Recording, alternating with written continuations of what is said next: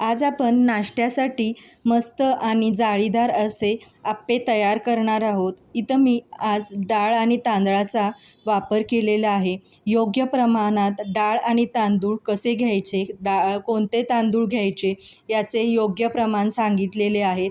Video शेवटपर्यंत नक्की बघा। नमस्कार, यम्मी कुकिंग विथ पूजामध्ये आपले स्वागत आहे। इथं मी रेशनचे तांदूळ घेतलेले आहेत। हे स्वच्छ निवडून घेतलेले आहेत। इथं आपल्याला रेशनचे 2 वाट्या तांदूळ घ्यायचे आहेत। तुम्ही कोणतेही वाटी किंवा कपच्या साहाय्यानं मेजरमेंट करा।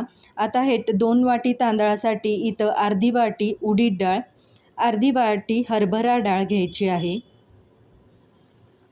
पाव चमचा मेथी दाणे घ्यायचे आहेत। मेथी दाण्याने हे छान असे फुलायला मदत होते। आता हे सर्व